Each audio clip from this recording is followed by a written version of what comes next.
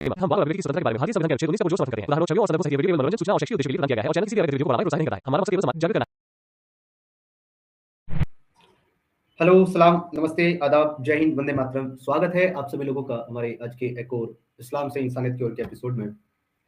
आज के इस हमारे एपिसोड में हमारी आज के मेहमान हैं हमारी एक बहुत प्यारी सी छोटी सी बिटिया, हमारी एक बहन, बेटी की जो है उम्र की है लगभग, तो बेटी कहा जा सकता है। तो चलिए उनको ऐड करते हैं, उनसे बातचीत करते हैं, वेलकम करते हैं इनका। एक्स मुस्लिम अदा, आपका स्वागत है, इस्तकबाल है बहन आपके अपने चैनल एक्स मुस्लिम समी पर। कैसी हैं आप? मैं ठीक हूँ, आप कैसे हो? मैं बिल्कुल ठीक-ठाक हूँ। आपने जो डीपी लगाई है अपनी, ये एक प्यारे से तोते की, ये आपको बिल्कुल सूट करती है। आपको पता है क्योंकि आपकी जो आवाज़ है ना, वो भी एकदम इसकी तरह ही प्यारी और मीठी है। ये मेरा ही मिट्ठू है। अच्छा, ये आपका ही मिट्ठू है? Very good, nice. हाँ। चलिए, सबसे पहले तो मैं आपका वेलकम करता हूँ अपने चैनल के ऊपर, और सारे जितने भी हमारे व्यूअर्स हैं, उनसे मैं गुज़ारिश करूँगा कि वो इस वीडियो को लाइक करें, शेयर करें और लोगों तक आगे पहुँचाएँ। जिससे लोगों को ये पता चले कि सिर्फ़ जो है बच्चे ही नहीं, बड़े ही नहीं, जवान, बूढ़े ही नहीं, बल्कि हर उम्र, हर तबके, हर एक इलाके और हर एक खित्ते से लोग जो है, वो इस कल्ट को समझ करके, इस इस्लाम को समझ करके छोड़ रहे हैं, इससे बाहर निकल रहे हैं। ये आवाज़ आप लोगों को एक-एक घर तक पहुँचाने की ज़िम्मेदारी है। इसके लिए सबसे पहले वीडियो को लाइक करें, शेयर करें अपने दोस्तों के साथ और आगे इसको पहुँचाएँ। तो मैं ज़्यादा वक़्त ना गँवाते हुए सीधा अदा आपकी स्टोरी पे आना चाहूँगा। आपने मुझे सबसे पहले तो ये कहा था कि आप जो है स्ट्रीम से पहले एक बार बात करना चाहती हैं, मुझसे मैं माफ़ी चाहता हूँ। ट्रैवलिंग के चलते बहन मैं आपसे बात नहीं कर पाया, टाइम नहीं निकाल पाया, लेकिन मुझे नहीं समझता कि सच बोलने के लिए प्रिपरेशन या फिर बात करने की ज़रूरत होती है। सीधी हमें अपनी लाइफ़, अपने एक्सपीरियंस शेयर करने होते हैं। तो मैं आपकी लाइफ़ की तरफ चलते हुए आपसे ये कहता हूँ, क्या थोड़ा-सा बताएँ और अपनी फैमिली के बारे में, अपने बारे में, किस तरीके की फैमिली में आपकी परवरिश हुई? फिर आपको आपने इस्लाम की क्या जो इल्म है वो हासिल किया कि नहीं किया? किया तो कहाँ से किया? और फिर क्या ऐसा हुआ कि आपने जो है इस्लाम को छोड़ दिया? लेकिन ये बात बताते हुए आप 2 चीज़ों का खास ध्यान रखना। आप किसी का नाम ना लें और किसी जगह का नाम ना लें। दोनों चीज़ें आप अवॉइड करें। जी, ठीक है। मेरी फैमिली में जी। कोई नहीं है फिलहाल तो, बस मैं और मेरी मम्मी रहते हैं। मेरे अब्बू मौलवी हैं, लेकिन मैं मतलब 1.5 साल की थी तो मम्मी का डिवोर्स हो गया है। क्योंकि मेरे जो पापा थे वो यहाँ आए थे नानी के घर में मौलवी बनकर। यहाँ मस्जिद थी ना तो उसमें इमाम बन के आए थे। तो मम्मी जो है मदरसे में पढ़ाने जाती थी पहले। तो उनको पसंद आई मम्मी ना, तो उनसे निकाह की बात की। मम्मी जो है ज़्यादा अमीर घर से नहीं थी, बहुत छोटे मेरे मेरे नानू थे ना, वो ज़्यादा अमीर नहीं थे, किराए के घर में रहते थे। तो उन्होंने अच्छी लाइफ़ समझ कर के उनसे निकाह के लिए तैयार भी हो गए और कर भी दिया। जब निकाह हो गया तो फिर मम्मी को लेकर मौलवी साहब कुछ समय के लिए यहाँ रहे, लेकिन फिर चले गए। जब वो अपने यहाँ पहुँचे तो मम्मी को वहाँ जाके पता चला कि वो पहले से ही मतलब शादीशुदा है। उनकी एक वाइफ़ भी है और ना एक बेबी है, और फिलहाल में जो वाइफ़ है वो प्रेग्नेंट है। कि मम्मी को बाद में वहाँ जाकर पता चला था। उन्होंने पहले मतलब मम्मी को सब नहीं बताया था। और मतलब जब जहाँ मदरसे में आपके आपके आपके वालिद साहब जो थे, जो मौलवी साहब थे, वो जिस मदरसे में पढ़ाते थे, उसी मदरसे में आपकी वालिदा यानी आपकी अम्मी पढ़ाती थी।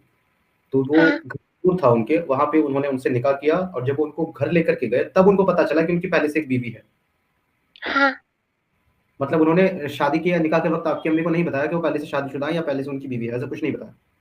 नहीं, बिल्कुल नहीं बताया था इस बारे में। कुछ भी बात ही नहीं हुई थी। ओके, ठीक है, फिर उन्होंने उसके बाद? निकाह के बाद जब मम्मी वहाँ पहुँची ना तो उनको पता चला, तो उन्होंने इस बारे में ऑब्जेक्शन उठाया कि आपने मेरे को पहले क्यों नहीं बताया कि आपकी शादीशुदा ज़िंदगी है, बच्चे हैं, एक वाइफ़ है, प्रेग्नेंट है। तो पहले तो हुँ, मतलब अब्बू ने इस बात को इग्नोर कर दिया, उन्होंने जवाब नहीं दिया। लेकिन मम्मी क्या है ना बार-बार उनसे एक ही क्वेश्चन पूछने लगी, नाराज़ हो गई। तो उन्होंने वो हंटर आप जानते हो? वो हंटर हुँ, होता है ना मारने वाला, तो उससे मेरी अम्मी को बहुत मारा। हुँ, और बहुत ज़्यादा मारने के बाद जब मेरी अम्मी बेहोश हो गई, तो वो जब नमाज़ के लिए चले गए मस्जिद, तो मेरी बड़ी अम्मी आई और उन्होंने मेरी अम्मी को ना मतलब होश में लाया, पानी-वानी दिया और दवा भी उन्होंने लगाई। फिर मेरी बड़ी अम्मी को अम्मी से कोई शिकायत नहीं थी। उन्होंने कहा कि यहाँ तुम कहाँ पर आ गई? उन्होंने इस बारे में फिर उनसे कुछ सवाल भी नहीं किया और ऐसे ही टाइम भी उन लोग का बीतने लगा। अब्बू रोज़ आते थे, अम्मी को बहुत मारते थे और बड़ी अम्मी प्रेग्नेंट थी ना, उनको भी मारते थे। मतलब उनको ऐसा नहीं था कि प्रेग्नेंट है छोड़ दूँ, ऐसा कुछ नहीं था, बड़ी अम्मी के लिए भी रहम नहीं था। वो उनको भी मारा करते थे। फिर क्या हुआ, बड़ी अम्मी के मतलब एक बेटी हुई बाद में जाके, एक छोटी-सी बेटी हुई थी। तो धीरे मेरे अब्बू को कोई खुशी नहीं थी उसके पैदा होने पे और फिर ना ही मेरी दादी और बुआ लोग थे, उनको भी कोई खुशी नहीं थी उसके पैदा होने पर। तो आगे जा कर के जब धीरे-धीरे वक़्त बीतने लगा, वो बच्ची भी थोड़ी बड़ी हो गई थी, मतलब वो घुटने के बल चलने लगी थी। तो एक दिन की बात है, अब्बू आए थे यहाँ से मदरसे से आए नहीं, मस्जिद से। वो मस्जिद से आए थे, इशा का टाइम हो रहा था, तो आराम कर रहे थे और बड़ी अम्मी-अम्मी सब काम कर रहे थे घर का। तो गोदी में लेने के लिए वो बच्ची रो रही थी, तो वो घिसते-घिसते मतलब अपने चलने के लिए अब्बू के पास पहुँची। जब वो वहाँ पर गई ना, तो ऐसा नहीं है कि अब्बू ने उसको गोद में नहीं उठाया, मतलब उसको ना धक्का मार दिया और दूर उधर जाके ऐसे बोला, "जब से पैदा हुई है मतलब मेरे सर का टेंशन ही बनी हुई है।" ये बोलकर उसको धक्का मार दिया मतलब तब वो चल भी नहीं पाती थी। उसका सर जाकर ना वो सिलबट्टा होता है ना मसाला पीसते हैं, उस पे जाकर टकरा गया और फिर क्या हुआ कि उसकी ब्लीडिंग की वज़ह से वहीं पर मौत हो गई। मेरे अब्बू को इस बात से कोई ख़ास फ़र्क नहीं पड़ा था कि उसकी मौत हो चुकी है, वहाँ पर डेड बॉडी पड़ी हुई है, इस बात से कोई ख़ास फ़र्क नहीं पड़ा था। वो वैसे ही थे, उनका बिहेवियर में कोई बदलाव नहीं आया। बच्चे की मौत के बाद में अम्मी ने गाँव वालों से काफ़ी मदद माँगी और बड़ी अम्मी की भी मदद करने की सोची, पर गाँव वाले जो थे ना, वहाँ पे सुन्नी फ़िरका है, पूरा का पूरा सुन्नी फ़िरका है, बरेली वाली। तो उन्होंने ना कुछ नहीं बोला, बोला इमाम साहब की कोई गलती नहीं हो सकती। तो ऐसे इत्तेफ़ाक से वो बच्ची के साथ ऐसा होना था, अल्लाह की मर्ज़ी थी, हो गया। कोई पुलिस कंप्लेंट नहीं, कुछ भी नहीं। बड़ी अम्मी तो पागल सी हो गई, धीरे-धीरे उनका मेंटली जो है हेल्थ खराब होने लगा और वो पागल भी हो गई थी। और मेरे नानी घर भी जो है, वो भी जहाँ पर है, वो भी पूरा सुन्नी फ़िरका है और पूरे-पूरे बरेली वाले ही हैं। तो वहाँ पर कोई ऐसे मदद तो नहीं हुई। फिर उसके बाद बड़ी अम्मी के भाई आए और बड़ी अम्मी को लेकर चले गए क्योंकि वो पागल हो गई थी। मतलब अब्बू ने ज़्यादा सोचा नहीं और उनको जाने भी दे दिया, वो चली गई। अब बची सिर्फ़ मेरी मम्मी, तो अब वो रोज़ आते थे, अम्मी को बहुत मार-पीट करते थे, बहुत ज़्यादा। मतलब आज भी 20 साल हो गए और उनकी बॉडी में वो निशान है। तब मेरी अम्मी फर्स्ट बेबी से प्रेग्नेंट थी, बेबी बॉय था और वो करीबन 7 महीने की प्रेगनेंसी में चल रही थी मेरी मम्मी। जब क्या हुआ कि एक औरत का उसी गाँव में हलाला होना था जिसके लिए वो रेडी नहीं थी। गुस्से में ऐसी तलाक वाला हो गया था सीन, पर वो रेडी नहीं थी इस चीज़ के लिए। तो उन्होंने मतलब हलाला के लिए मेरे अब्बू करने वाले थे वो हलाला, तो वो नहीं चाहती थी कि ये सब हो। तो वो मेरी मम्मी के पास वो औरत आई और बोली कि आप बाजी ये हलाला को रुकवा दो इमाम साहब को बोल के, ठीक है? हम लोग तो ऐसे भी रह सकते हैं ना। तो मेरी अम्मी जो है वो अब्बू जब शाम को आए तो उनको बोली कि मत करो ये सब, वैसे भी हमारा मतलब हमारे देश का संविधान तो ये सब लागू भी नहीं करता तो आप छोड़ दो ये सब मत करो। उनको रहने दो, जीने खाने दो। तो अब्बू ने अम्मी को बहुत मारा और इतना ज़्यादा मारा कि मतलब वो जाकर गिर गई और गिरने की वज़ह से उनका जो बेबी था 7 मंथ का, वो भी मिसकैरेज की वज़ह से ब्लीडिंग होने की वज़ह से बेहोश होने की वज़ह से मर गई वहीं पर। और जब वो जब वो मर गया और मेरी मम्मी काफ़ी मतलब बेहोश होने की कंडीशन में हो गई थी, तो मेरे अब्बू ने उनको बोला कि ना तू मेरे और इस्लाम के बीच में मत आया कर, जो हो रहा है वो ऐसे ही चलेगा और ऐसे चलेगा। जो इंडिया का जो नियम है, वो यहीं तक है लेकिन इस्लाम पर ये सब कुछ लागू नहीं होता है, ठीक है? उन लोगों का तलाक हो चुका है, हलाला होगा तो होगा। उनको कोई रहम वगैरह कुछ नहीं आया मेरी अम्मी पर। मेरी अम्मी को ये सारी बातें बहुत ज़्यादा बुरी लगी। फिर क्या हुआ था कि एक दिन अब्बू वो लेके आए थे, कुर्बानी के लिए बकरा लेके आए थे। अम्मी को नहीं पता था कि ये कुर्बानी के लिए है, किसके लिए है। छोटा-सा था, बहुत छोटा था, तो अम्मी उसको खाना देती थी। वो काफ़ी टाइम पहले से आ गया था क्योंकि 3-4 महीने पहले। उसको खाना देती, खिलाती-पिलाती, वो काफ़ी बड़ा हो गया वक़्त देखते-देखते। और अम्मी वेजिटेरियन है, तो नहीं खाती ये सब। तो बड़ा हो गया, अब कुर्बानी का दिन आया तो अम्मी को पता चला कि कुर्बानी के लिए आया है, तो अब्बू से वो झगड़ा करने लगी कि नहीं, मैं इसको कुर्बानी नहीं होने दूँगी, बिल्कुल नहीं होने दूँगी, मेरे को इससे बहुत प्यार है। तो अब्बू ने फिर अम्मी को मारा जिसका सर मतलब आज भी वो जो फूटा हुआ है ना, तो उसका सर पे निशान है उनके, उस चीज़ कि वो सर फूट गया। फिर जब मम्मी मेरे टाइम में प्रेग्नेंट में थी, तो जब मम्मी को मतलब नानू लेने के लिए आ गए थे। जब लेने के लिए आए ना, तो फिर मम्मी आ गई यहाँ, उनके साथ अब्बू भी आए थे। लेकिन उनको कोई खुशी नहीं थी, जब वहाँ पे पता चला कि मैं पैदा हुई हूँ, तो कोई खुशी नहीं थी उनको और वो हॉस्पिटल से ही चले गए और फिर वापस अपने घर चले गए, अम्मी को नानू के पास छोड़कर। कुछ वक़्त के लिए अम्मी नानू के साथ में ही थी, फिर उसके बाद वो चली गई अपने घर वापस। जब वहाँ गई ना, तो फिर अब्बू में मम्मी का बिल्कुल ख़्याल नहीं रखते थे और मेरे साथ भी अच्छा व्यवहार नहीं करते थे। तो मम्मी को डर था कि कहीं मेरे को भी ऐसे कुछ मार-वार नहीं देंगे करके, तो मेरी अम्मी क्या करती थी मेरे साथ में, मुझे बाँध कर रखती थी। मतलब मैं कहीं हिल-डुल ना सकूँ, मैं कहीं इधर जा ना सकूँ, तो मुझे बाँध कर 24 घंटे बाँध कर ही रखा करती थी घर। फिर क्या हुआ कि मेरे नानू की तबीयत ख़राब होने लगी, डॉक्टर ने जवाब दे दिया कि हाँ, ये नहीं बचेंगे। तो मेरी मम्मी मेरी नानू की सिंगल चाइल्ड थी, तो वो चाहते थे कि आखिरी समय पे वो अपने बेटी दामाद से मिले। तो उन्होंने मम्मी को लेटर वगैरह भिजवाने की कोशिश की, तो मेरे अब्बू ने पढ़ा भी लेकिन ना इस पर ध्यान नहीं दिया। फिर एक दिन हुआ कि मेरे नानू खत्म हो गए, और जब मेरे नानू खत्म हो गए तो ये बात भी मेरी नानी ने मेरी मम्मी को बताई, लेकिन ना अब्बू ने फिर भी जाने नहीं दिया। जब मम्मी को बाद में पता चला कि उनके अब्बा खत्म हो चुके हैं, तो उन्होंने अब्बू से सवाल पूछा कि भई अब्बू खत्म हो चुके, तुमने हमको बताया नहीं, वो आखिरी समय पे मेरे से मिलना चाहते थे। तो ना मेरे अब्बू ने उनको इतना ज़्यादा मारा, मतलब फिर हंटर से बहुत ज़्यादा मारा, और उनका जो हाथ है ना वो पकड़ के ऐसे चूल्हे जलते हुए चूल्हे में डाल दिए, और उसी की वजह से आज भी मम्मी के जो फिंगर्स थे वो काम नहीं करते हैं। तो वो डाल दिया, फिर मम्मी को बहुत तकलीफ में थी। एक दिन शाम का समय ही हो रहा था और आराम कर रहे थे मेरे अब्बू, तो मैं बहुत रो रही थी, ठीक है? और मेरी उस वक़्त क्या हुआ था, मम्मी से गलती हो गई थी तो मेरे को खुला छोड़ दी थी, तब मैं मतलब चल सकती थी अपने पैर में, 1 साल हो गए थे, मैं चल सकती थी, तो मैं चल-चल के जा रही थी उनके पास में, तो क्या हुआ, मेरी अम्मी दौड़ते हुए आई और गोदी में मुझे उठा लिया कि मेरे अब्बू के पास ना पहुँच पाऊँ मैं करके। फिर अब्बू ने कहा कि अच्छा हुआ तूने रोक लिया, वैसे भी ये मेरे सर का बोझ ही है। अगर मैं इसको घर में रखूँगा तो भी ये मेरे किसी काम की नहीं है, और अगर मैं इसको शादी भी कर दूँगा तो भी ये क्या ही काम आएगी किसी के, सिवाय किसी के सोने के बिस्तर तक से ज़्यादा इसकी औकात भी नहीं होती तुम लोगों की। मम्मी को ये बात बहुत ज़्यादा बुरी लगी। उन्होंने सोचा कि अब मुझे यहाँ से निकलना है किसी भी हाल में। मम्मी ने सारी बातें नानी को बताना शुरू की। नानी कुछ लोगों को लेकर गई और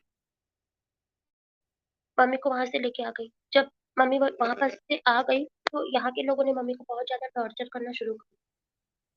इतना ज़्यादा टॉर्चर किया कि मम्मी को जिस मदरसे में मम्मी पढ़ाती थी, जब वो वापस वहाँ पढ़ाने लगी, तो उस मदरसे से निकलवा दिया गया मम्मी को।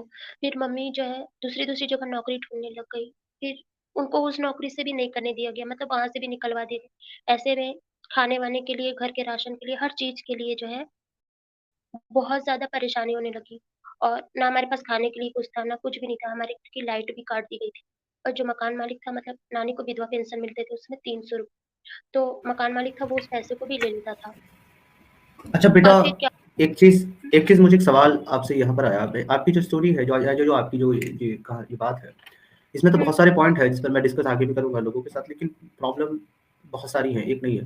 मैं आपसे एक छोटी-सी बात हुँ, पूछना चाहता हूँ कि जब आपके हुँ, अब्बू, आपने बताया कि आपके अब्बू मौलवी हैं, राइट? तो जब वो हुँ, इस तरह के ज़ुल्म कर रहे थे आपकी पहली बड़ी बड़ी अम्मी के ऊपर, आपकी अम्मी के ऊपर, उनकी वज़ह से आपकी हुँ, बड़ी बहन की भी डेथ हुई और आपका हुँ, एक भाई भी मिसकैरेज हुआ, और फिर उसके बाद इस तरह हुँ। की ज़्यादती भी वो कर रहे थे, तो क्या आपके घरवालों ने या आपकी अम्मी के घरवालों ने या आपकी अम्मी ने कभी इसकी पुलिस कंप्लेंट करने की कोशिश नहीं की उनके खिलाफ? मेरे मम्मी जो है वो गरीब घर से थी। उन्होंने सोचा कि अगर वो जाएँगी तो करेंगी भी क्या? मतलब वो वापस तो जाना चाहती थी, पर वो कभी जाने की नहीं सोच पाती थी। मेरे नाना-नानी बहुत गरीब थे और उनके पास इतनी अच्छी कंडीशन नहीं थी, और हम जिस जगह पर रहते हैं, मतलब वो सुन्नी इलाका है, पूरा सुन्नी है। यहाँ पर एक घर शिया है और कुछ वहाबी है। तो क्या होता है कि मम्मी को सपोर्ट करने के लिए ऐसा कोई नहीं कि कोई भाई आएगा या कोई आएगा, कोई भी नहीं था। और पहले से ही मम्मी के ऊपर काफ़ी मतलब बुरे कमेंट्स होते थे, तो मम्मी उतना ध्यान नहीं देती थी, क्योंकि मेरी मम्मी जो है ना, वो नकाब वगैरह नहीं पहनती थी, मतलब नॉर्मल सलवार सूट ही पहना करती थी। तो इसके लिए काफ़ी मम्मी को बोला जाता था। और रही नाना-नानी, तो काफ़ी बूढ़े हो चुके थे और उनका खुद का मतलब घर भी नहीं था। ऐसे में सपोर्ट के बिना क्या हो पाता? और रही घर की बात, तो वो भी किराए का ही है, सब कुछ तो मतलब उनका कुछ भी नहीं था जो सपोर्ट कर सके उन्हें। ओके, तो मतलब सिर्फ़ इस वज़ह से कि एक तो वो मौलवी थे, लोग उन पर बहुत ट्रस्ट करते थे, दूसरा आपकी फैमिली जो है, ट्रस्ट की भी मतलब आपकी मम्मी वजह की थी क्या? हुँ, हाँ, आपकी मम्मी ट्रस्ट की अकेली वजह थी और आपके नाना भी बूढ़े थे। मतलब आपकी फैमिली, आपकी मम्मी की तरफ से ऐसी कोई ख़ास सपोर्ट थी नहीं। तो इस वज़ह से नहीं, वो उनके साथ ये ज़ुल्म भी होते रहे, वो सहती रही। अच्छा, यहाँ पे मैं कुछ पॉइंट जो है कुछ पॉइंट्स के ऊपर मैं रोशनी डालना चाहता हूँ, फिर हम आगे बढ़ेंगे आपके साथ आदाब। हुँ, एक्चुअली आप ये देखिए, जो लोग ये कहते हैं कि इस्लाम में झूठ बोलना हराम है या धोखा देना हराम है, तो अल-तक़िया की शुरुआत ही वहाँ से हुई, जब इनके वालिद यानी कि जो मौलवी साहब हैं, उन्होंने इनकी वालिदा को बिना ये बताए कि वो पहले से शादीशुदा हैं, उनके साथ निकाह किया। इससे ये बात भी बिल्कुल वाज़ेह हो जाती है, जो लोग आकर के जलेबी बनाते हैं कि अगर दूसरी शादी करनी है, तो पहली बीवी की इजाज़त लेने की ज़रूरत है, तो कतई नहीं है, क्योंकि पहली बीवी की को बताए बिना, उसको इन्फॉर्म किए बिना, उसकी इजाज़त के बिना भी आप इस्लाम में दूसरा निकाह कर सकते हैं। और उसके बाद आप ये देखिए कि आप अपनी बीवी को मार भी सकते हैं। तो ये जो इन्होंने बताई है कि उन्होंने अपनी बीवी को मारा, मौलवी होने के बाद वो अपनी बीवी को बिल्कुल मार सकते हैं, क्योंकि उनको पता है कि कुरान खुद जो है वो महिलाओं को मारने की इजाज़त देता है कुरान के अंदर। इस्लाम आपको क्लियरली इजाज़त देता है इसकी कि आप अपनी बीवियों को मारें, पीटें, अगर वो आपकी बात ना सुने, यहाँ तक कि फिर तलाक भी दे दें। और खुद कुरान जो है वो महिलाओं की इज़्ज़त नहीं करता। वो कहता है कि सूरह अन-नूर के अंदर कुरान कहता है कि तुम्हारे लिए बेटे और मेरे लिए बेटियाँ, यानी कि बेटियों को इतना छोटा और गिरा हुआ बनाता है वो कुरान। अल्लाह जो है, कुरान का अल्लाह, मर्दों के सामने उनकी कोई वक़्त नहीं है। और वही चीज़ मौलवी साहब ने भी पढ़ी है, तो मौलवी साहब भी वही समझते हैं कि बेटियों को, महिलाओं को कोई इज़्ज़त के लायक वो नहीं समझते, उन्हें सिर्फ़ इस्तेमाल की चीज़ समझते हैं। एक और पॉइंट इसमें गौर फ़िक्र करने का ये है कि जो लोग हलाला की सच्चाई को भी जो है ढकने-छिपाने का काम करते हैं, हलाला भी इस्लाम की एक बहुत बड़ी खूबसूरती है कि एक आदमी गुस्से में अगर अपनी बीवी को तलाक दे दे और बाद में उसको ये एहसास हो जाए कि तुमने गलत कर दिया, तो वो किसी भी कंडीशन में अपनी बीवी को वापस नहीं पा सकता जब तक वो अपनी बीवी का किसी और के साथ निकाह करा के, शादी करा के और उसके साथ उसको सुलह करके उसकी इद्दत ना करा ले। इसके बाद ही वो पहला हस्बैंड अपनी बीवी से शादी कर सकता है। यानी कि एक आदमी की, एक मर्द की गलती की सज़ा हमेशा एक महिला को, एक औरत को भुगतनी पड़ती है। वैसे तो औरत लफ्ज़ ही कहना इतना गंदा है, औरत का मीनिंग ही है प्राइवेट पार्ट, कितना गंदा लफ्ज़ इस्तेमाल करते हैं ये महिलाओं के लिए, जिसको सीधा उसके प्राइवेट पार्ट से पुकारते हैं, गाली देते हैं। तो एक महिला की ये इज़्ज़त है, ये वक़्त, ये औकात है इस्लाम के अंदर। और बाकी जितनी भी सारी चीज़ें ये बता रही हैं, वो तो वाक़ई में गौर फ़िक्र करने की हैं कि अगर एक दीन का शहदाई, दीन का दाई, एक मौलवी जो कि दीन इस्लाम को एक आम मुसलमान से बहुत ज़्यादा जानता है, अगर उसकी ज़िंदगी ये है, तो आप सोचिए कि फिर इस्लाम क्या होगा? और वो इस्लाम के मानने वालों को आगे क्या तालीम देगा? ऐसे भी लोग मौजूद हैं और ऐसे लोगों को हमारे मुसलमान भाई अपने सरों का ताज समझते हैं। उनको ये कहते हैं कि ये हमारे उलमा हैं, हमारे नबी के वारिस हैं ये लोग, उनके सक्सेसर हैं। तो लिहाज़ा हमें इन लोगों को, इन लोगों की इज़्ज़त करनी चाहिए, इन लोगों को अपने सर का ताज बना करके रखना। एक इतने घटिया शख्सियत के मालिक इंसान को वो लोग अपने सरों का ताज बना के रखते हैं, उसको इज़्ज़त देते हैं। ये हमारे लिए बड़ी शर्म की बात है। और हमारे मुसलमानों से जब इसके बारे में सवाल किया जाता है, अभी अगर हम इस स्ट्रीम के बाद लिंक ओपन करके अपने मोमिन भाइयों से सवाल करेंगे, वो सिर्फ़ एक ही बात कहेंगे कि ये तो मौलवी साहब की अपनी गलती है, इसमें इस्लाम का क्या लेना-देना? अरे भाई, उनके किए हुए एक-एक अमल को, एक-एक अमल को इस्लाम जायज़ करता है। वो जो काम कर रहे हैं, वो सब की इजाज़त इस्लाम देता है। मुझे एक पॉइंट पे आकर के कोई चैलेंज करे कि इसकी इजाज़त इस्लाम नहीं देता जो उन्होंने किया। तो जब ये सारी चीज़ें तुम्हारी की इजाज़त और करने का हुक्म तुम्हारा इस्लाम देता है, तो तुम कैसे उस इंसान के एक्ट को गलत कह सकते हो? और अगर वो बुरा है, इंसान के खिलाफ है, तो डेफिनिटली तुम्हारा इस्लाम गंदगी है और इंसानियत के खिलाफ है। मुझे लिटरली आज रोना आया। अदा बेटा, आपकी बात सुनकर, आपकी स्टोरी सुनकर मुझे नहीं अंदाज़ा था कतई भी कि इतनी दर्द भरी आपकी ये दास्तान है और इतनी तकलीफ़ों से आप और आपकी वालिदा गुज़री हैं। मैं आपकी वालिदा के जज़्बे को सलाम करता हूँ, आपकी हिम्मत को सलाम करता हूँ मेरी प्यारी बहन। लोग कहते हैं कि हम लोगों में बहुत हिम्मत है, बहुत हौसला है कि हम फेस दिखा कर के आते हैं। मैं कहता हूँ कि असल हिम्मत या असल हौसले वाली तो आप जैसी मेरी बहनें हैं और आपकी माँ जैसी हमारी माएँ हैं, जो इतना जज़्बा रखती है। और सैल्यूट है आपके सलाम को बहन कि आप इस सच्चाई को जो है इतनी बेबाकी से सामने रख रही हैं ताकि फिर किसी के साथ ये सब ना हो। बहुत-बहुत सैल्यूट आपको। अतः फिर उसके बाद क्या हुआ? आपकी वालिदा को उन्होंने जिस तरीके से उनका मामला किया, फिर अलग हो गए आपकी वालिदा उनसे, तो उसके बाद फिर क्या हुआ? तो आप तो मेरे ख़्याल से उस वक़्त बहुत छोटी थी, तो आपको फिर ऐसा क्या लगा कि आपने इस्लाम को छोड़ दिया या इस्लाम से आपने दूरियाँ बनाई? ये बताएँ और ये भी बताइए कि क्या आपकी वालिदा भी इस्लाम को छोड़ चुकी हैं या उनकी क्या कंडीशन है? पहले मैं ये बता देती हूँ कि मेरे अब्बू जो है, उनको सिर्फ़ इतना इसलिए मानते थे कि कोई जहाँ हम लोग मतलब मेरे नानी के घर हो या फिर ना दादी की जगह, दोनों पर एक बात कॉमन है कि मेरे अब्बू इमामगिरी तो करते थे, लेकिन इसके साथ-साथ में ना वो भूत-प्रेत जो भगाते हैं ना, जिन्न-विन्न, उन सब का भी काम वो करते थे। और इसमें मैं एक झाड़-फूँक का? चीज़, हाँ, झाड़-फूँक का, लेकिन मैं इसके लिए ओके। बता दूँ कि जब भी कोई लड़का आता था, तो कॉमन सबके सामने फूँका-झाड़ी हो जाती थी। लेकिन जब कोई महिला आती थी ना फूँका-झाड़ी कराने के लिए, उसको रूम में अकेले लेके जाके उसको फूँका-झाड़ी किया करती थी। बाद में कई सारी मम्मी के पास शिकायतें भी आई। फिर जब मम्मी वापस यहाँ नानी के घर आ गई, तो उन्होंने तलाक के लिए बोला, तो अब्बू तलाक नहीं देना चाहते थे। पर अब्बू के सपोर्ट में ना यहाँ के मोमिन लोग भी थे, सब सपोर्ट करते थे अब्बू को। वो चाहते थे कि मम्मी ना हलाला करवा ले और चली जाए वापस, मतलब वो किसी भी हाल में नहीं चाहते थे कि मम्मी जो है यहाँ पर रहे, तो उनको जॉब भी नहीं करने दे रहे थे। फिर क्या हुआ कि मम्मी ने बहुत कोशिश की कि वो जॉब के लिए कुछ करे, तो फिर हमारे घर में खाने को भी कंडीशन नहीं था। और ना पत्थर मार-मार के, जो खपड़े के घर होते हैं हमारे यहाँ, मतलब तब मिट्टी के होते हैं और खपड़े लगे होते हैं, ऊपर से छप्पर जो होता है वो, तो उसको पत्थर मार-मार के पूरा तोड़ दिया गया था। हम पुलिस के पास जाते तो कोई सपोर्ट नहीं था, कोई कोई रास्ता ही नहीं बचता था। ऐसे में क्या होता था कि बारिश का जितना भी पानी होता था, वो हमारे घर के अंदर में घुस जाता था और हम लोगों को घर के अंदर में ही छाता लेके बैठना पड़ता था। फिर मम्मी ने सोचा कि वो बाहर जगह काम करने के लिए जाएगी, तो मम्मी इस जगह को छोड़कर दूसरे-दूसरे शहर काम ढूँढने चली जाती थी और फिर वहीं काम करके थोड़े-थोड़े पैसे जमा करने लगी थी। धीरे-धीरे मैं भी बड़े होने लगी थी, लेकिन क्या हुआ, हमारे घर में लाइट भी नहीं थी क्योंकि लाइट काट दी गई थी, हमारे घर के पूरे तार-वार काट दिए एक जाते थे छोटी-सी जब भी बात हम 1 टिकट। मिनट के लिए मैं आपको और रोकता हूँ अदा। एक छोटी-सी बात ये जो हुँ, आपने कही है ना, ये भी बहुत गौर-फ़िक्र करने की है कि एक आदमी जो है अगर उसको अपनी बीवी पसंद नहीं है या उसको उससे छुटकारा चाहिए या उसको उससे अच्छी मिल रही है या वो उसको रखना नहीं चाहता मज़ीद कुछ भी वजह हो या उसको यही पसंद नहीं आया कि उसकी बीवी ने जो सब्ज़ी बनाई है आज उसमें नमक ज़्यादा कर दिया, तो वो इतनी सी बात पर भी अपनी बीवी को कभी भी मुँह उठा करके तलाक दे सकता है। लेकिन एक महिला लाख कोशिश करने के बाद भी इस्लामी होने के ताल्लुक से कभी भी डाइवोर्स नहीं दे सकती अपने पति को। अच्छा है, बुरा है, घटिया है या बदतर है, उसको उसी के साथ रहना पड़ेगा, झेलना पड़ेगा और ये जो हमारे मुस्लिम्स लोग आकर के कहते हैं कि भाई औरत के पास खुला का ऑप्शन है, तो ये लोग जो है इतने झूठे हैं, ये लोग ये नहीं बताते कि खुला का ऑप्शन है, लेकिन खुला मिलेगा तब जब हस्बैंड देना चाहेगा। वो माँग सकती है कि मुझे डाइवोर्स चाहिए, इसको खुला कहते हैं। अब देना ना देना तो वो हस्बैंड के हाथ में, अगर हस्बैंड देता है, खाविंद देता है उसका तलाक, तो ही उसको खुला मिलेगा और नहीं देता है तो उसको नहीं मिलेगा। तो यहाँ भी वुमन जो है, वो कमज़ोर है, बेबस है, परेशान है और माज़ूर है। तो दोस्तों, ये हमारे अयान भाई मुस्लिम हैं, ये कह रहे हैं ये लड़के के अंडर डिवोर्स सही बकवास है, women deserve rights. Sir deserving तो बहुत कुछ है अयान भाई, लेकिन इस्लाम इजाज़त देता है क्या? नहीं देता।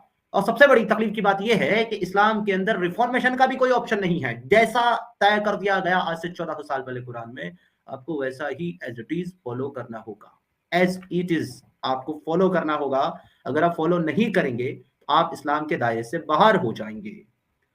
ट्रुथ रिकॉग्निशन मूवमेंट जी हाँ, मेरे पास पेपैल अकाउंट पहले था, अब नहीं है सर, मैंने बंद कर दिया क्योंकि पेपाल का जो ऑप्शन है वो सही नहीं है और पेपाल बहुत सारी अब नई टर्म्स एंड कंडीशंस लेके आया है जिसमें बहुत सारे प्रॉब्लम्स हो रहे हैं सब लोगों को। तो मैं तो आप लोगों को भी एडवाइस करूंगा कि पेपाल को जो है आप लोग अवॉइड करें और आप अगर कंट्रीब्यूशन करना चाहते हैं out of country so I have bank account in my videos description in my channel description, वहां से आप मेरा बैंक अकाउंट ले सकते हैं या आप मेरे फोन पे गूगल पे, पेटीएम के माध्यम से कंट्रीब्यूट कर सकते हैं या फिर अगर आपको मज़ीद और गाइडेंस चाहिए तो आप मुझे इसी नंबर पे व्हाट्सएप मैसेज करके मुझसे पूछ सकते हैं कि किस तरीके से आप मुझे कंट्रीब्यूट कर सकते हैं।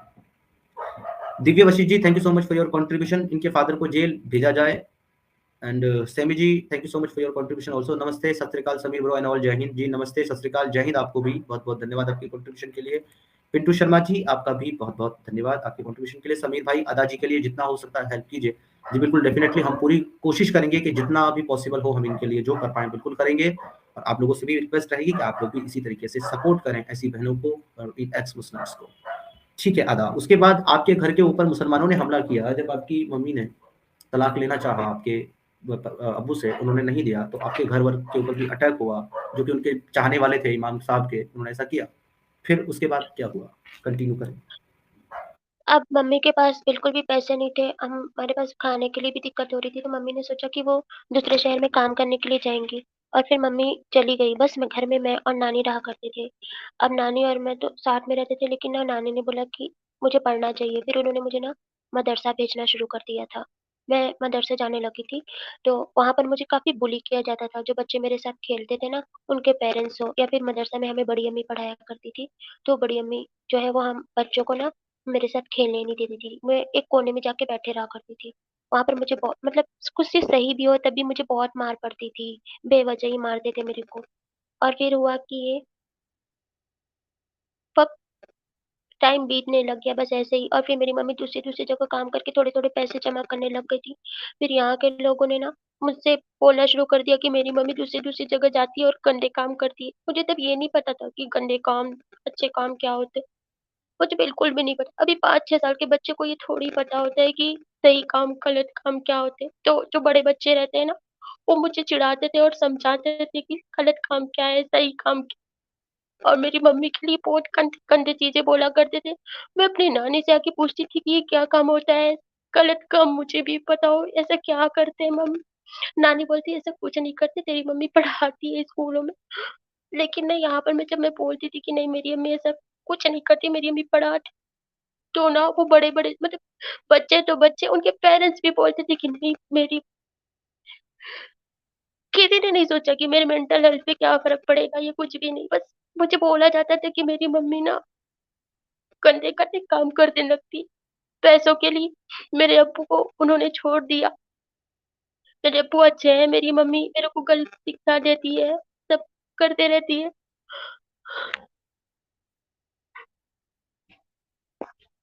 सॉरी। बेटा आप सबसे पहले तो रोइए मत, क्योंकि आपकी इसमें कोई भी गलती नहीं है। काम डाउन बेटा, शांत हो जाओ, हम सब आपके साथ हैं। आपका यहाँ बुला करके आप लोगों की ये सारी चीज़ें लोगों तक पहुँचाने का मकसद हमारा ये नहीं है कि आप लोगों को तकलीफ हो, आप लोगों को हर्ट हो। जब हम अपनी ज़िंदगी को याद करते हैं, जो हमने खोया उसको याद करते हैं, हमें तकलीफ होती है बेटा। लेकिन आपको एक चीज़ जो मजबूती देती है और हमें जो मजबूती देती है वो ये है कि अगर हम अपनी ये चीज़ें लोगों के सामने रखेंगे, तो लोगों को इससे गाइडेंस मिलेगा और लोग जो है वो आगे ऐसी चीज़ों में फँसने से बचेंगे। और जो लोग आज भी इस कल्ट के अंदर पड़े हुए हैं, वो इससे निकलेंगे। अयान भाई, बहुत अच्छी बात है कि आपको जो है ना बुरा फ़ील हो रहा है हमारी इस बहन की बात सुन कर के, और आप इस पर जो है अफ़सोस भी कर रहे हैं। लेकिन मज़े की बात ये है आपके लिए अयान भाई, कि जितनी भी चीज़ें इनके वालिद ने, इनकी वालिदा और इनके साथ की है, वो सारी की सारी इस्लाम में जायज़ है, अलाउ है। अगर आप एक भी चीज़ या कोई भी मुसलमान आकर के एक भी चीज़ मुझे साबित कर दे कि जो मौलवी ने अमल किया है, उसमें से एक भी अमल इस्लाम के खिलाफ है, तो मैं आज के आज इस्लाम कबूल करने के लिए तैयार हूँ। तो क्या अयान भाई, इतनी घटिया चीज़ें इस्लाम में होने के बाद भी आप इस्लाम में रहने के लिए तैयार हैं? और अगर आप इस्लाम में अभी भी रहने के लिए तैयार हैं, मतलब आपने जो है अपनी इंसानियत के ऊपर इस्लाम को फ़ौक़ियत दे दी है। आपने इसको बढ़ावा दे दिया है उसके ऊपर। आप ऐसी गंदगी को अभी भी फ़ॉलो करना चाहते हैं और आप इसमें रिफ़ॉर्मेशन की बात करते हैं। मेरे दोस्त, मेरे भाई अयान, आप एक बहुत अच्छे इंसान हैं, लेकिन मेरा यकीन करें मेरे दोस्त, रिफ़ॉर्मेशन करने वालों की जगह इस्लाम में सिर्फ़ 2 जगह होती है, या तो एक्स मुस्लिम कम्युनिटी में या तो कब्रिस्तान में। तीसरी उनकी कोई जगह नहीं होती जो इस्लाम को रिफ़ॉर्म करना चाहते हैं। हम आपकी प्रॉब्लम समझते हैं, आप जिस जगह रहते हैं वो भी समझते हैं, आपकी हालत भी समझते हैं, लेकिन किसी चीज़ को दिल से गलत कहना और गलत छोड़ देना, इसमें कोई तकलीफ नहीं है अयान। क्यों इस गंदगी में पड़े हो मेरे दोस्त, मेरे भाई, मेरे दोस्त, मेरे अजीज़? छोड़ दो उस गंदगी को, निकल जाओ उससे बाहर। छोड़ दो ऐसी झूठी आइडियोलॉजी को, मत करो इसका बिलीव। अदा अपने आप को सँभालो बहन, हम सब आपके साथ हैं। और वाक़ई इस इस्लाम ने सिर्फ़ आपकी ही नहीं, बहुत सारे लोगों की ज़िंदगी बर्बाद की है, और इन मौलवियों ने, और हमने ये ज़िम्मा उठाया और ये बीड़ा उठाया है कि जब तक इन मौलवियों को और इनके इस्लाम को हम तबाह और बर्बाद नहीं कर देंगे, और जब तक इसकी हकीकत खोल करके लोगों के सामने नहीं रख देंगे कि ये है क्या, तब तक हम नहीं रुकने वाले हैं। आपके बहुत सारे भाई हैं, आपके बहुत सारे अंकल हैं, आपके बहुत सारे जो हैं माएँ हैं, बहनें हैं, बड़ी बहनें हैं, बहनें हैं, दीदी हैं, बहुत सारे लोग हैं, हम सब आपके साथ हैं। हम सब आपके साथ हैं बहन, वी ऑलवेज़ विद यू। आपको किसी भी चीज़ की ज़रूरत हो, काइंडली आप मुझे जो है बताइएगा, इन्फॉर्म कीजिएगा, डेफ़िनिटली हम आपकी पूरी-पूरी मदद करेंगे। आप अपनी बात कंटिन्यू करें और बी स्ट्रांग बेटा, हौसला रखो। जी, अदा। फिर नानी ने मेरे को ना स्कूल में भी डाल दिया, और मदरसे में भी मैं पढ़ ही रही थी। जब मैं स्कूल जाना शुरू की तो वहाँ कुछ और पढ़ाते थे और मदरसे में कुछ और पढ़ाते थे। मेरे मन में बहुत सारे क्वेश्चन आने लगे, तो मैं ना अपनी नानी से पूछती थी कि ऐसा होता है, वैसा होता है। मम्मी से भी पूछती थी, तो वो लोग बोलते थे कि तू मदरसे का ध्यान मत दे, तू स्कूल का ध्यान दे, वहाँ पे जो पढ़ा रहे हैं सही है। तो फिर जब मैं मदरसा जाती थी तो बड़ी अम्मी से पूछती थी कि स्कूल में तो ऐसा बोलते हैं, आप इस चीज़ को उल्टा बताते हो, धरती चपटी है, आसमान के टुकड़े हुए। हमारे स्कूल में तो ये सब नहीं बताते। तो जब मैं पूछने लगी तो धीरे-धीरे करके बाकी बच्चे भी ना वो भी पूछने लगे थे। तो बड़ी अम्मी ने मेरे को मदरसे से ही निकाल दिया। जब ये सब भी खत्म नहीं हुआ, एक वक़्त था हमारे यहाँ बाढ़ आई थी, तो बाढ़ आने की वज़ह से हमारा जो मिट्टी का घर था, उसका टूट गया पूरी तरह से। मतलब जो पीछे की दीवार थी वो टूट गई थी। उसके 2 दिन बाद में वहाँ पे नेताजी आए हुए थे, तो वो सबको पैसे दे रहे थे, 700-700 रुपए दे रहे थे। उस घर को मतलब सबको बनवाने के लिए, तो मेरी नानी को भी मिले थे। तो जब मेरी नानी उस पैसे को लेके आई थी, तो जो हमारे यहाँ मामू थे, तो मामू बोले कि मेरी नानी से आके झगड़ा करने लग गए कि वो पैसे मुझे दे दो। मेरी नानी ने उनकी बहुत गिड़गिड़ाया कि हमारे पास पैसे नहीं है, हमें ये घर बनवाना है रहने के लायक, आप हम पे थोड़ा रहम कर दो, बहुत गिड़गिड़ाया।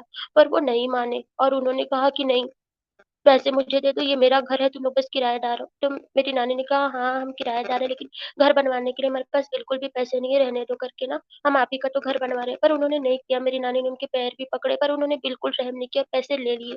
मेरी नानी बहुत दुखी हुई, अब हमारे पास रहने को घर भी नहीं हो पा रहा था, हम क्या करते? बहुत परेशान होकर इधर-उधर भटकने लगी थी। फिर एक भाई आए थे, वो हिंदू थे, तब वो यहाँ के पार्षद हुआ करते थे, तो वो ज आए ना, तो उन्होंने मेरी नानी को मदद की, उन्होंने नानी को फिर पैसे दिए और वो घर बनवा के दिया।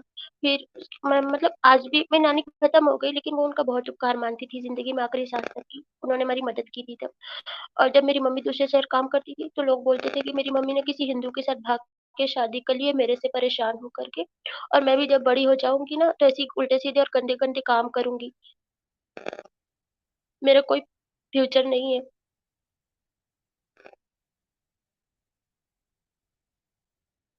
और तुम्हारा फिर तुम्हारा फ्यूचर बहुत अच्छा है बेटा। तुम्हारा फ्यूचर सबसे अच्छा तो यह है कि तुम इंसानियत में हो और तुम्हारे हमारे जैसे भाई हैं।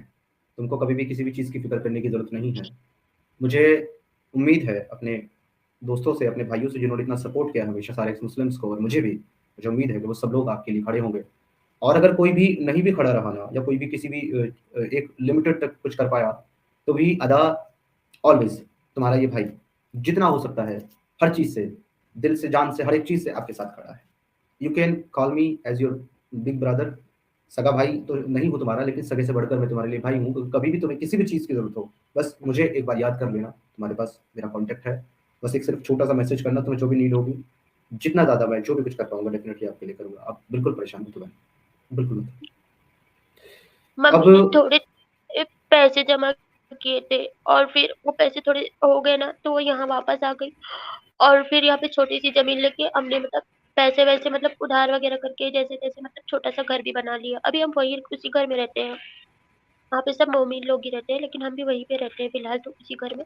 फिर अभी हाल ही की बात है, मम्मी को बहुत ज़्यादा उल्टियाँ हो रही थी, तो जब मैं डॉक्टर के पास लेके गई, तो मम्मी को क्या बीपी का प्रॉब्लम है। जब मैं उनको दिखाने के लिए लेके गई, तो वहाँ पर पता चला कि बीपी तो नॉर्मल है, लेकिन मम्मी के हार्ट में ना कुछ ब्लॉकेज बोलते हैं, वो कुछ हो रहा है।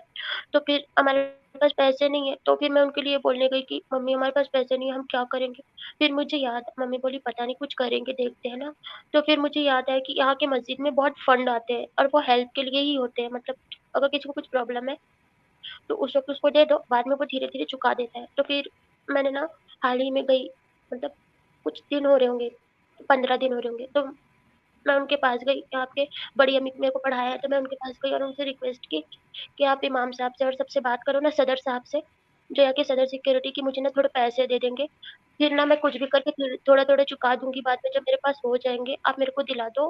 मेरी मम्मी को ना हार्ट का थोड़ा प्रॉब्लम हो गया है, तो उसका एक बार ना इलाज हो जाएगा। तो उन्होंने बोला कि तुम लोग दोज़खी हो, तुम दोज़ख में जाने लायक ही हो, ऐसे ही होगा तेरी मम्मी के साथ भी। और वो भी ऐसे तड़प के मर कुछ नहीं।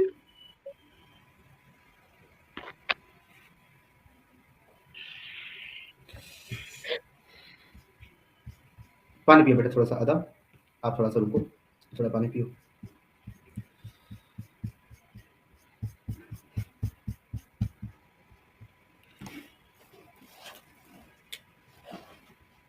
स्पीचलेस।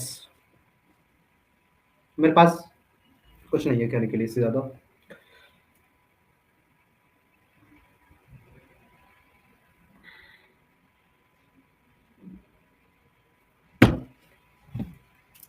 ये है इस्लाम। एक इंसान की हरकतों ने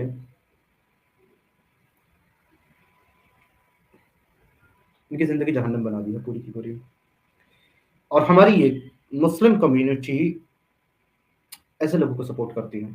तो कोई अफ़सोस नहीं है, कोई इसमें अफ़सोस की बात ही नहीं है, ना कोई हैरत की बात है। जब हमारे मोमिन भाई एक ऐसे इंसान को सपोर्ट करते हैं, उसको उसवतुल हसना अपना आइडियल मानते हैं, जो इंसान लोगों का कत्ल भी करवाए, लोगों को लूटे-काटे भी, लोगों को लौंडी बनाने की तरगीब दे, उनको मार्केट में बेचे भी, मुता हलाल करे, टेम्परेरी मैरिज को हलाल करे, हलाला जैसा कॉन्सेप्ट लेकर के आए, 4-4 बीवियों का कॉन्सेप्ट लेके आए, उसके बाद 40-40 लौंडियों का कॉन्सेप्ट लेकर के आए।